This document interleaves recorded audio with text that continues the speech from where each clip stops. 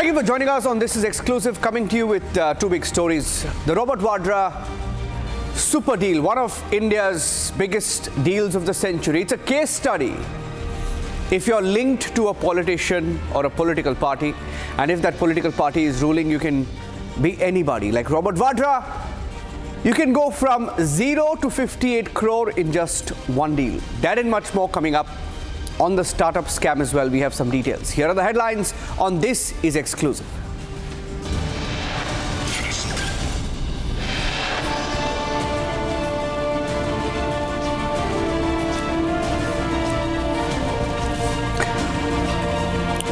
More on the Gensol startup scam. More and more details emerging of how investor money was defrauded.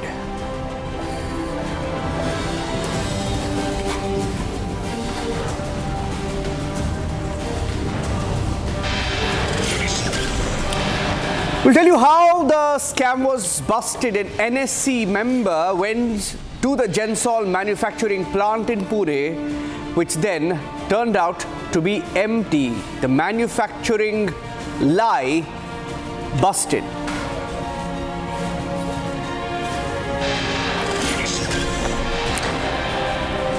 As SEBI flags the 262 crore fraud, SEBI chief saying that a bigger crackdown could be possible on the Gensol owners.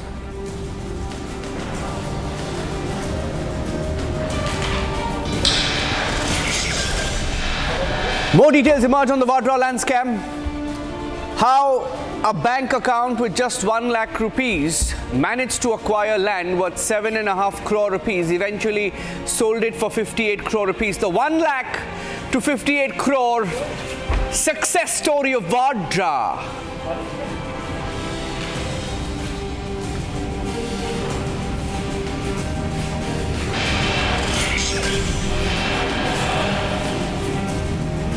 Day 3 of grilling Robert Vadra. He sees the Republic mic. He says, keep Republic away, keep Republic away. What spooks Vadra so much about Republic?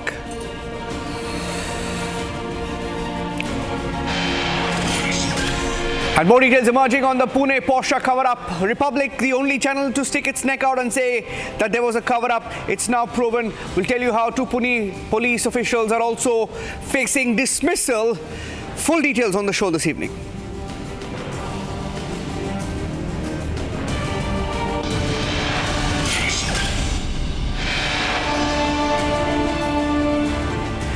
In fact, I'm starting with a breaking news update that we wanted to share with all our viewers. Last year around this time, and let's get you the details, the Pune Porsche cover-up, where a VVIP brat linked to politicians, how he ran over people and he was shielded politically. The Pune police also was a part of that cover-up. A big breaking now coming in that the prosecution in this particular case also showed proof of document forgery, something that Republic TV confirmed. Republic had confronted the Pune police as well back then. The Pune police and the prosecution has gone on record to say that the blood report of the VVIP brat was forged.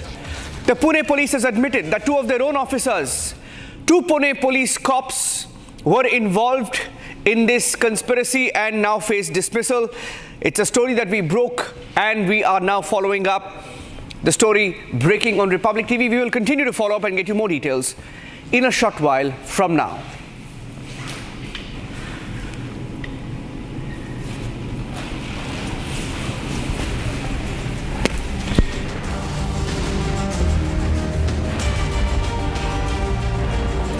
As we talk about the startup scam, a lot of people are invested in the stock markets, and many times these founders and so-called startups try to make false promises.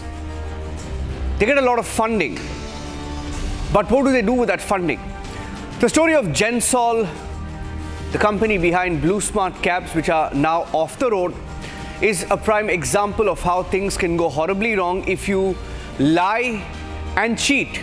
And as we look at the Gensol story closer, we found out something more, and I have the details on This Is Exclusive.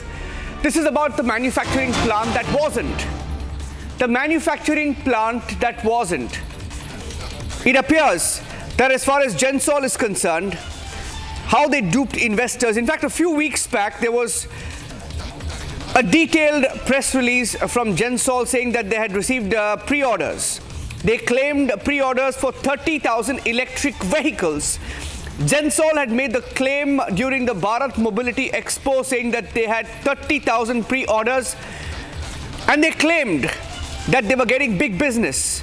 But when documents were scanned, it appeared that these were just MOUs entered with 9 firms. Just MOUs entered with 9 firms, and the MOU showed no details of price or delivery schedule. And when an NSE, National Stock Exchange representative, visited the Gensol plant in Pune, in Chakan, Pune, the discrepancy was completely exposed. In fact, on the left of your screens right now in that window, those were the ads that Gensol put out to give an impression that there was huge manufacturing happening at this particular plant in Chakan, Pune. It so turns out that there was absolutely no manufacturing. No manufacturing activity at the plant. And when the NSE representative went there, just 2 to 3 laborers were seen in this particular plant of Gensol. And even the electricity bill that was put out, in fact, the NSE official also looked at the electricity bill. It was a little over 1.5 lakhs. That's it, just 1.5 lakhs. And that was in December 2024 for a period of 12 months. The electricity bill was seen. But this is how they duped investors. Another angle in the Gensol story. Gensol put out press releases a few months back claiming that they had pre-orders for 30,000 electric vehicles. That's how they raised expectation, raised money. They made claims during the Bharat Mobility Expo saying that they had 2 or 3 new electric vehicles in the pipeline. They were going to manufacture these vehicles in their Pune plant. And then, when discrepancies popped up, when documents were scanned, it appeared, the documents showed that these were just MOUs entered with around 9 firms for the 30,000 pre-orders that they had claimed. And the MOU showed absolutely no details of the price or delivery schedule of the so-called 30,000 electric vehicles that were promised. And then it gets interesting because the NSE, which is by now probing why the stock prices have crashed, why Gensol is defaulting, they go to their Chakan plant in Pune, and the Chakan plant, the manufacturing plant of Gensol, where they claim that they will be manufacturing these EVs, they saw that there is no manufacturing activity at all. There are 2 huge manufacturing sheds with just 2 to 3 laborers inside. Can you imagine? That's how they conned people and defrauded people. They continued to make money and use their money from investors to splurge on their lifestyle. And when the NSE official asked for the electricity bill to see what really was happening at the plant, there was absolutely nothing. No activity, just 1.5 lakh bill for nearly 12 months. It's the story of Gensol. Maybe Gensol is just one of the many companies out there, many who are listed even, who are conning investors. That's the fear. My colleague Priyanka checked out the Gensol unit in Ahmedabad this evening. And we do understand as the 20% equity contribution clearly inside of the Gensol office said they're not with Gensol and said they do not know anything. We'll move on to some other parts of the office as well, where everyone in fact is just shrugging their shoulders and saying they do not know. That has suspected that large part of the money that had been routed through related entities of the founders for the personal gain, as our colleagues in fact have also been pointing out, that over 42.94 crores that had been paid to DLF for an apartment in Camellia's project, that itself has raised a lot of questions. And apart from that, more than over 30 lakhs of a golf set and personal travel, including leisure and paying off of credit cards and transferring money to close relatives, that has also taken place. And we do understand as the 20% equity contribution clearly inside of the Gensol office said they're not with Gensol and said they do not know anything. We'll move on to some other parts of the office as well, where everyone in fact is just shrugging their shoulders and saying they do not know. That has suspected that large part of the money that had that had been routed through related entities of the founders for the personal gain, as our colleagues in fact have also been pointing out, that over 42.94 crores that had been paid to DLF for an apartment in Camellia's project, that itself has raised a lot of questions. And apart from that, more than over 30 lakhs of a golf set and personal travel, including leisure and paying off of credit cards and transferring money to close relatives, that has also taken place. That is report from Gensol in Ahmedabad. I'm going across to my colleague Piyush, who is joining us live from Gurugram, where there is a craze to buy properties at the DLF Camellia. So it's supposed to be this society. We've only read about it, Piyush, that there is so-called society DLF called DLF Camellias, where only if you have an apartment there, it's like a statement that you've arrived, where all these so-called startup founders, Forbes 30 under 30 types live. Is that true?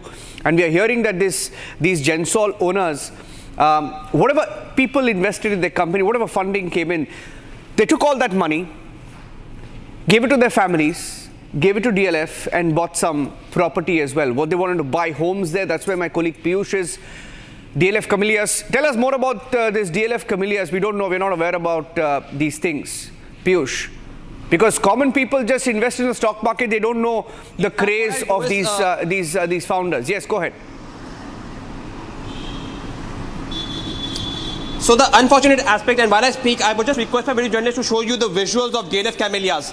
I would just want my video journalist to just zoom in the visuals and show the visuals of DLF Camellias. Now, this is one of the most expensive real estate properties in not only the National Capital Region, Niranjan, but it is one of the most prominent real estate markets in the country, and thereby the who's who of the people who have made it big as far as the finances are concerned, and those people who have gained a lot of money through the angel investing or through investing is concerned. They are making sure that they purchase property in over here at DLF Camellias, which has been recently built. Now you can understand that one flat over here costs about 60 to 70 crores starting, and thereby when you see that the Jaggi brothers, who are promoters of Gensol, they rather used the investor money which was given to them for the company for their own personal benefit, and this has now been confirmed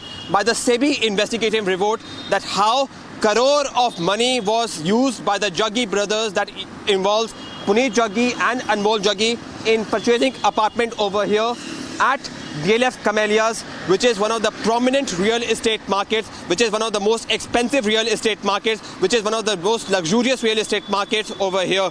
The price range over here starts from around 50,000 per square feet, so you can understand it is beyond the reach of a common person, and thereby the who's who of the people are purchasing plots over here. The key question over here, however, remains that even though those who have made it big can purchase the property over here, are you swindling away the investors' money? Are you swindling away the public money for your own personal benefits? Unfortunately, in this case of Gensol Engineering, it has been witnessed that how the Jaggi brothers unfortunately used it, and this is an unfortunate reality of most of our startups and some of our companies which are using public money for their personal benefits. It is again one more unfortunate example of Gensol Engineering, which used to operate the BluSmart cabs, of again using the public money for the personal benefits. And the example of this is DLF Camellias, where unfortunately they have used crore of money for their own personal benefits. Back to the studio. Okay, thank you for joining us with those details. Story also being picked up as the big debate with Arnab at 9 p.m. Let's move on to the other big story we're tracking here on Republic TV, the story about Robert Vadra and Robert Vadra's land deals. Now, it was infamously called Damad Gate. Damad Gate. Damad Shri, as the BJP called him. It's about a deal where a company called Skylight gets a super sweet deal almost for free. Almost for free, no money paid. And it's the Enforcement Directorate which is saying it. Even the stamp duty. So if you buy property, ladies and gentlemen, you buy property and then you pay stamp duty. But in the case of Robert Vadra, His company's bank account had just 1 lakh rupees in them. The seller, the person who's selling the land, paid the stamp duty for Robert Vadra's company and then gave the land to Robert Vadra's company as well. So with absolutely nothing and just 1 lakh in the account, paid zero, got 58 crore rupees. That is Robert Vadra's deal of the century. The deal of the century, where even the seller paid stamp duty, and all of this has come out in the investigation. They got the property without paying a penny. So here's how it goes. So Robert Vadra is very influential, right? He is married to Priyanka Vadra, daughter of Sonia Gandhi.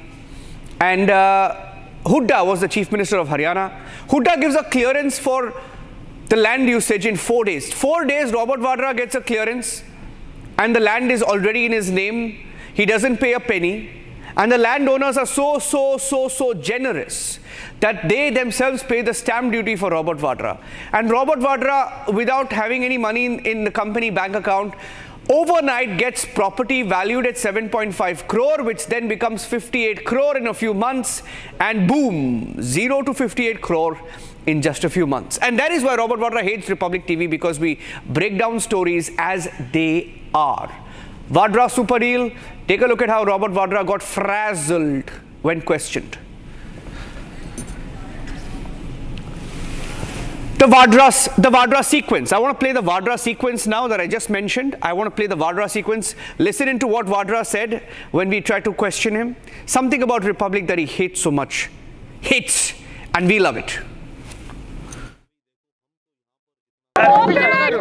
इसको हटाइए पीछे आदमी को हटाओ Republic हटाओ पीछे Republic बिल्कुल negative news है हटाइए आ जाइए आप लोग क्यों धक्का दे रहे हो इसको हटाइए पीछे आदमी को हटाओ रिपब्लिक हटाओ पीछे रिपब्लिक बिल्कुल नेगेटिव न्यूज़ है हटाइए आ जाइए आप लोग क्यों धक्का दे रहे हो. Okay, so very interesting details coming out as we look at the Enforcement Directorate investigation. And one of the aspects that has come out in this investigation is that at the time of transaction on the land in question in Shikhopur, Haryana, Robert Vadra's company had just 1 lakh rupees in its bank account. Now, these are details shared by the Enforcement Directorate. Let me tell you, this is the deal of the century, and this is why it's the deal of the century, right? Vadra's company Skylight had roughly 1 lakh rupees in its bank account at the time of the purchase. With 1 lakh balance, they managed to acquire the property, which was valued at 7.5 crore rupees. So, story is about how 1 lakh balance in the bank turned into 58 crore at the end of a super sweet land deal. 1 lakh balance, 58 crore for Robert Vadra's Skylight Hospitality. Documents also show that Vadra's firms really had no money to acquire the land in the first place. They had no money. Even the stamp duty in 2008, and we're talking about 2008, the stamp duty was 45 lakh rupees, which also, of course, was not in that account at that point of time and was paid for by the seller, Omkareshwar Properties. Omkareshwar paid for the stamp duty, is what the Enforcement Directorate says, as part of its investigation into the Vadra land deal. I will go across to my colleague Shravan as well, who's joining us with the details of this Robert Vadra land deal. In fact, before I go across to Shravan, I want to play that sequence once again. And I want you to listen to how spooked Robert Vadra is when Republic Mike is just there in front of him. Yesterday, he said, "Inko hatao ya se." And then he also said, "Bahut ho gaya, inko nikalo." He just doesn't like, Robert Vadra does not like Republic being around because he's scared of the questions. Listen in. इसको हटाइए पीछे आदमी को हटाओ Republic हटाओ पीछे Republic बिल्कुल negative news है हटाइए आ जाइए आप लोग क्यों धक्का इसको हटाइए पीछे आदमी को हटाओ रिपब्लिक हटाओ पीछे रिपब्लिक बिल्कुल नेगेटिव न्यूज़ है हटाइए आ जाइए आप लोग क्यों धक्का दे रहे हो. Okay, Shravan is joining us with the details. Shravan, has the ED actually said that he had no money in his account? Well, in fact, Robert Vadra has been saying all this while that there is no evidence that has been gathered by the Enforcement Directorate. This has been going on for over a decade, and he does not know why exactly he is being called in for questioning. Now, that is what he says to everyone. And in fact, since we laid our hands on these documents, which goes on to indicate this, and the Enforcement Directorate, answering your question, Niranjan, specifically points out to this particular land deal. Let me just quickly explain what the ED is saying in these documents. One, that this deal that was between Skylight and a company called Omkareshwar, in fact, this was a deal for 3.5 acres land in Gurgaon, in Shikhopur. That's where the land deal was supposed to take place, worth about 5.5 crores.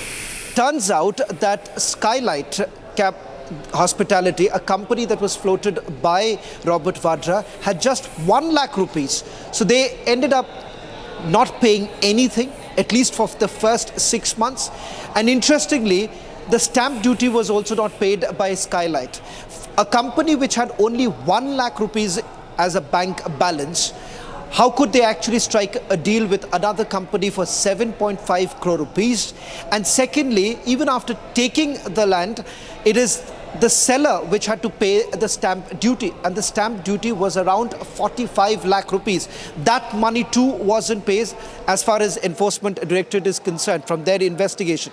The other point is that within 4 days of this land being handed over to Skylight, you had the then Chief Minister Bhupinder Hooda giving the license in just 4 days. What was supposed to be a process that could have taken 3 months. Typically, it would have taken 3 months, but this license was given in just 4 days. And it couldn't have been possible had it been any other ordinary citizen. It is only because he is, after all, the son-in-law, and the Chief Minister wanted to do a favor. So much so, an IS officer was shunted out because, as per this investigation, they say Hooda had clearly stated that the company does not have the financial technical capability, but solely on the ground that the company is owned by Robert Vadra. Okay, thank you for that. I have some more breaking news coming in right now. Shravan, exclusive details coming in from Karnataka of the cabinet meeting that was just held. In fact, this is a story breaking on Republic TV right now. On the caste census, there was a caste census, a very, very controversial caste census that was conducted by the Karnataka government, over which they had a cabinet meeting, and it appears like the caste census exercise has backfired completely, as different ministers belonging to the backward, Dalit and minority communities have clashed, disagreed with ministers from Vokkaliga and Lingayat communities. So Congress ministers themselves fighting it out in the cabinet meeting in Karnataka. In fact, at some point, the Chief Minister Siddaramaiah also had to advise ministers to maintain calm, discuss the issue peacefully. Hearing that Minister Mallikarjun strongly opposed the report, criticizing it for grouping hundreds of Muslim subsects under one category, exactly what Republic had reported. Deputy Chief Minister D.K. Shivakumar also raised his voice. D.K. Shivakumar, likely to be the next Chief Minister of Karnataka, also raising his voice, opposing the report, stating bluntly that it is unacceptable. More and more leaders, ministers speaking out, saying that the caste census exercise of the Congress party is a flop. They tried to appease the minority community. They used that report to raise the reservation for minorities, especially, and OBCs. Unlikely that is going to go through, given how even Congress leaders are acting on it. That's it on this edition of This Is Exclusive. Thanks for watching. Arnab coming up with 3 big debates starting 8 p.m.